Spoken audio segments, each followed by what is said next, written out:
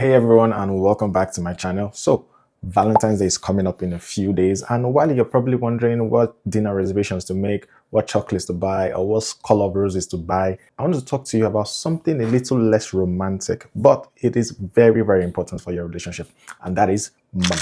I know, just hold on. Nothing really kills the mood faster than we need to talk about our finances, right? And it's really up there with we need to talk about us. You know that conversation if you've been unfortunate to be in those kind of scenarios.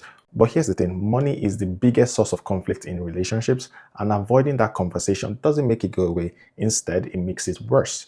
So today we're going to tackle how to have these awkward conversations around money with your partner without making it feel like you're going into World War III, whether you're just starting to get serious or whether you've been together for a very long time and you've still not had that conversation about money. Today, this content is for you. So let's dive in. First, let's acknowledge why this feels uncomfortable, because it really is. Like, talking about money is not something that's easy for a lot of people to do. Well, money isn't just about numbers in your bank account.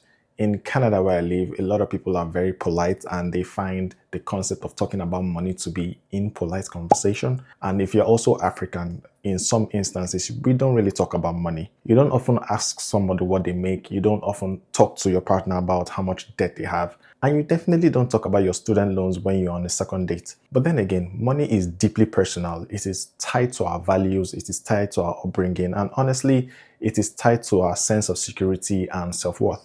Maybe you grew up in a household where every dollar was stretched, where money was extremely limited, or maybe you really never had to think about money when you were growing up. Those experiences, right, it shapes how you see money as an adult, and it also shapes how you work with money with your partner. And then there's a fear factor in all of this. There's the fear of judgment. What if your partner thinks you're irresponsible because you have credit card debt? Or what if you're afraid that you find yourself incompatible with your partner because they are a good saver while you are more of a spender?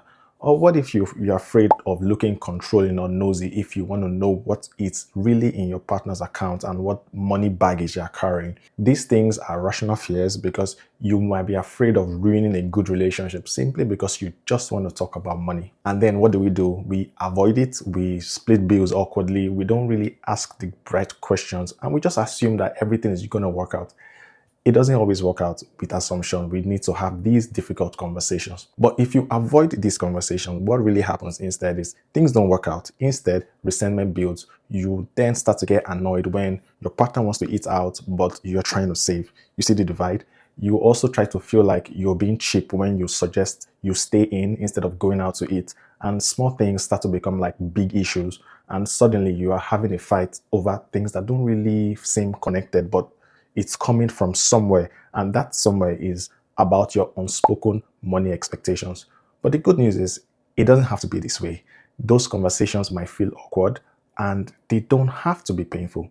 Instead, having these difficult conversations about your finances can bring you both closer together. Now, this raises an interesting point of timing. Like they say, timing is everything, timing is key, timing is important. So when do you actually have this conversation? When do you have this talk? And I'm not saying you should go on a third date and pull out your credit reports. I'm not saying you should go on a fourth date and start, running spreadsheets. That's not how it works. That would be very, very awkward if you go on a third date and you pull out your credit report. Very awkward. So do not do it. There are natural moments where money conversations start to make sense, and you don't need to wait until when you're signing a list together to find out that your partner has $30,000 in debt that you didn't even mention. So let me give you a few trigger points that you can use to have this conversation. And the first one is when things are getting very, very serious. So if you're talking about a future together, like if you're actually making concrete plans towards a future together, not wouldn't it be nice, not those kind of wouldn't it be nice conversations. I mean actual solid concrete plans. That is your cue to have this conversation. And you don't need to wait to be engaged. But if you're already talking long term, money needs to be part of that conversation. The second cue is before you move in together, and this is huge. Rent, utilities, groceries, internet, everything that you would pay for as a single person, someone else is coming into your life, and you need to talk about who is paying what and how you split things to make things fair. This is not the time to make assumptions. This is actually the time to talk about it and get a firm understanding into how things would work while you're moving in together. Another trigger is when you're making big decisions together. So if you're planning a trip, or you want to adopt a pet, or you want to buy big items, or maybe buy a car, if it's something that is significant, that's going to affect you both financially, talk about it first. Now, the fourth trigger is when one of you has a major financial change. Things happen in life. People lose their jobs. In fact, there are lots of layoff announcements going on right now. People get promoted, people get new jobs, people come into inheritances, or people still have student loan payments that are kicking in and coming due at different points in time. These are the moments where you need to loop your partner in so that they're not caught unaware by major financial changes that are happening in your life. And sometimes there are no major triggers to have these conversations. You can just pick the best time. You can just pick when you both feel relaxed, not after you just come out from a fight. That's not the best time. When you both feel relaxed, when you feel settled, you can even pick like a random Tuesday, pour some drink, pour some wine, and just say, hey, we should talk about money stuff. I feel very, very strongly about this conversation. I feel we should talk about it and get on the same page. But let me know when will be a good time for you to have this conversation. The key here is to be intentional. You don't want to ambush them and just, wake them from sleep and say, hey, let's talk about money. No, that will be unfair. So give them some time to get familiar and get prepared for this conversation because it's a big one. So give it the time and the space it deserves so that you can get productive results at the end of it. All right, so you've decided to have this talk. You've decided to table the money conversation. Now, what happens? First, set the scene. This shouldn't be a passing conversation. This shouldn't be a conversation that you have when there's a football game going and your partner is probably scrolling on your phone. You want to sit down together, maybe take a walk if that feels less intense.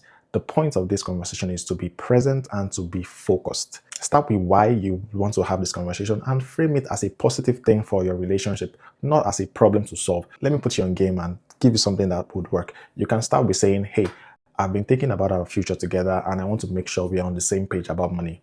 I know it's not the most romantic topic, but I think it will help us build something stronger together. Or you can go with something like, hey, I love where we are headed as a couple and I want us to be able to talk about everything and awkward stuff, including finances. Can we set some time to go through this together? You see how that is different from we need to talk about your spending. That's very accusatory, right?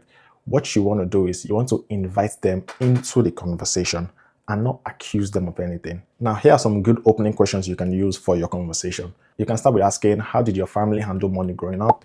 Or you could ask, what are your biggest financial goals right now? Or you could also ask, is there anything about money that stresses you out? Or you can ask them how they feel about debt. These questions are open-ended. These are not interrogation-style questions. You are genuinely trying to understand your partner's point of view. You are genuinely trying to understand their motivations and what they see and feel about money. And the thing is, you need to be ready to share too, because it can't be one person talking about money and you're just there listening like you're a news reporter, right? You need to talk about your own money story, share your anxieties, share your goals, share your mistakes, and share what you feel about money in the future. Now, the point of this is it's going to be a very vulnerable conversation, so you need to be prepared to be vulnerable too. Remember that vulnerability breeds vulnerability. And here's a few things that you can actually discuss. So you can start with the basics like how much both of you make. In Canada, with our progressive tax bracket, this is actually very important for household planning. You need to know how much your household is making each year. You also need to know what debts you have. So talk about your student loans, your credit card loans, your car payments, or your line of credit if you have one. You can also talk about things like what they are saving towards their RRSP, TFSA, if they are saving towards a down payment, or if they're saving towards a trip or something huge they're looking forward to in the future. You want to know what their savings motivations are. And you also want to know what their spending habits are. Are they a I want to treat myself type of person, or are they a I need to audit every receipt, I need to audit every bank statement type of person? So you need to understand who exactly you are dating. You need to understand who you're in a relationship with. But the best part in all of this is you don't need to cover every topic in one conversation, because if you try to, you'll be overwhelmed and you won't want to have this conversation again. Trust me, you don't want to have all of these discussions all at one go. It will feel too much. What you should do is try to have these conversations over a longer period of time. Know that this is a step in one direction. This is a step in the right direction. So treat it as a dialogue over several weeks, over several months, and not a one-time event. And to make this work even better, I would suggest you approach it with curiosity, not judgment. So if your partner has credit card debt, if your partner has any baggage that you are not familiar with, maybe they have debt in any shape or form, your response shouldn't be, how did you get so irresponsible? Your response shouldn't be, how did you get so reckless? Instead, you should be more gracious in your response and say, hey, thanks for telling me. How can we tackle this together? Remember that yourself and your partner, you are a team now. You're no longer individuals. You're now one unit. So have that single unit approach towards solving your money issues. Okay, so you started the conversation, and that is really, really amazing. Now let's talk about the stuff that makes it a bit uncomfortable. The first is different income levels. And this is a big one in Canada, where the cost of living, especially in cities like Toronto, cities like Vancouver, is absolutely wild. Like, if one of you makes significantly more than the other, how do you split expenses fairly? Some couples split everything 50-50, some split proportionally based on their income, and some other couples assign expenses where one person covers the rent, the other person covers groceries and utilities, and they both find a way to make savings together. The truth is, there is no perfect formula. The truth is, there's no perfect idea. You need to find what works for you and what feels fair to you and your income situation. If one person is struggling to make ends meet while the other is able to hit all their savings goals, there's going to be a lot of resentment breeding. And so you need to talk about it and you need to adjust as needed. The second thing to talk about is debt. And here's the truth. Most Canadians have debt. Student loans, credit card balances, there's car loans, and some people even go as far as taking a line of credit for medical stuff that they didn't have insurance to cover. If your partner has debt, don't panic, don't judge, just relax. Ask some questions to understand the nature of the debt. So you want to know what kind of debt it is, you want to know what the interest rate is, and you also want to know if they're making plans towards paying it off. Are they making regular payments? Are they in default? Those kind of things you really want to know and you really want to talk about. And here's the very important one. Your partner's debt, it doesn't automatically become yours. In fact, in Canada, you are not legally responsible for your partner's debt unless you co-sign something together. But emotionally and practically, it affects your shared financial life because you guys are one unit. So the question becomes, are you going to tackle it together or are you going to handle it separately? Some couples have debt repayment as a joint goal, others tackle it individually. Both scenarios can work. You just need to discuss and agree on what the plan is and what route you want to take. Another thing to talk about is different money values. Maybe you are the saver and they are the spender. Maybe you think a $200 dinner is worth the experience. Or maybe they think that is a ridiculous idea and no one should be spending $200 in dinner. Maybe they're investing in crypto and you think that is gambling. You see, these differences, right, are not necessarily deal breakers, but you need to find the middle ground. You need to find compromise. Maybe at the end of the month, each of you has fun money that you can use to do on whatever you want, no questions asked. Or you can also come and agree on the big purchases to make as a couple while they have the freedom to spend on the smaller ones. Maybe you should set shared targets for your savings goals, but give each other grace on how to get there. You see, the point here is to respect that both of you have different relationship with money, both of you understand money differently, and that is perfectly okay. What is not okay is to dismiss your partner's values right off the bat, or to try to control their choices, or to try to act like you're superior to them or you have superior financial knowledge to them. So you don't want to make your partner feel small because they have different money values. But on the flip side, if you discover something truly concerning, if you discover something like they hid debt from you, if you discover that they have secret accounts or they have a gambling problem, that is a completely different conversation. Financial infidelity is a very real deal and it's a serious breach of trust.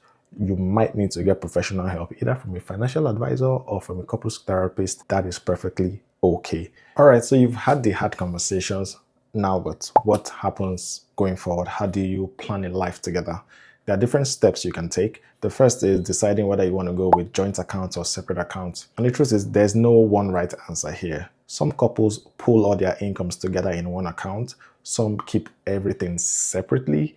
But many people do a hybrid type of system where they have one joint account for shared expenses and separate accounts for personal spending. In Canada, joint accounts are easy to set up and they make things like paying for rent, paying for utilities, and even paying for groceries quite simple. But they require a lot of trust and communication because you're both seeing every transaction that comes in. So if you go with the joint account route, you want to agree on what it covers, you want to agree on what the account is for, and how much each person contributes to that account. And I would recommend you keep some money on the side for personal stuff because everybody deserves a little bit of financial autonomy. Another thing to consider is setting shared goals, and this is where it gets exciting. You need to discuss and agree what you want to build together as a couple. Maybe you want to save for a down payment, or maybe you want to save towards a wedding, or towards paying off debt, or building an emergency fund, or even saving towards retirement, right? Whatever it is, having a shared goal gives you something tangible to work towards, and it actually pulls you together. So having these conversations and cutting back on irrelevant things might feel like sacrifice, but if you have a shared goal in mind, it feels more like teamwork. Another thing to do is to have money dates. And I know it sounds terrible, but hear me out. Set a regular time, either monthly or quarterly, to sit down and talk about your finances. So review your budget, check in on your goals, see how you're tracking, celebrate your wins. Yay! Address problems before they become major issues, before they become fights. And it makes it less painful by pairing it with something nice. So you can go out and have a nice day in the park where you talk about your money in a relaxed and serene environment. Just make it a thing where you do it together and not a thing that you are afraid to do. So it makes it something to look forward to. And the final thing to consider is, when do you need professional help? Sometimes you need a backup. I mean, your partner may not know everything, and you too, you don't also know everything. So you might want to engage the services of a financial advisor to help you create a plan, especially for big goals like buying a home or retirement planning. In Canada, I would suggest you look for a fee-only advisor, so you know they're working for you and they're not really trying to sell you products. If money fights are turning into relationship problems, if money fights are spiraling into something huge that is threatening the unity of your relationship, couples therapy is also not a bad idea either. So know that money is very, very emotional, and sometimes you need someone else in the room. You need an independent party to help you navigate those emotions so that you don't fall apart. Instead, you come closer together and stand stronger. Now, let's quickly go over some principles to keep your financial relationship healthy. And the first is transparency is key. In this instance, you don't really need to explain every purchase, but when you're making big purchases, it should be a shared decision. Now, with transparency, you don't want to have secret credit cards. You don't want to have secret accounts. You shouldn't be making hidden purchases or making big decisions without discussing with your partner first. Now, the second thing to consider is respect each other's money personality. You see, not everybody is going to track every single dollar, every single penny in a spreadsheet. And not everybody is comfortable with spontaneous spending. You need to find a middle ground that works for you and works for your relationship. The third thing to consider, the third principle to keep in mind is, don't use money as a weapon. Don't hold income over your partner's head. Don't punish them for past mistakes. And also don't bring past spending habits, past spending decisions into every fight. You want to create a relationship that is full of love, full of understanding, and full of support, so that your partner can willingly come to the table and work towards your financial goals together. The fourth point to consider is celebrate progress together. You're one team. So if you pay for a credit card, if you paid off a debt, hey, celebrate it. That's a huge one. If you hit a savings milestone, hey, celebrate it. That's a big deal. If you got a raise, celebrate it together, acknowledge it, acknowledge that you're working towards a goal, and see each progress, see each milestone as a step towards a healthy financial future. And the fifth point, and probably the most important one, is keep talking. Don't stop talking to your partner. Don't stop these conversations. Your financial situation will change over a period of time. Your goals will evolve. You need to keep the conversation going so that one person is not being left behind. What worked while you're dating may not work when you're married, or it also may not work when you're married with kids. So as your situation changes, have those conversations and stay flexible. And I want you to remember something. Every couple deals with financial situations at different points in time. But what stands those couples out is they chose to acknowledge that they are not perfect, and they chose to have difficult conversations and reach compromises towards working together. All right, look, talking about money with your partner isn't as fun as planning a romantic Valentine's date. Trust me, I know, but it is just as important for the health of your relationship. You see, you're building a life together, and that life costs money. So this Valentine's Day, you might want to skip those overpriced roses and have a real conversation instead. Your relationship will be better for it. Your relationship will thank you for it. So if you found this content very helpful, give it a thumbs up and subscribe for more real talk about adulting in Canada. Drop a comment below and let me know what your biggest money question is, something you're afraid to ask your partner about money. Drop it in the comments. Let's have a conversation. Thank you so much for watching. Good luck, and I will see you on the next one.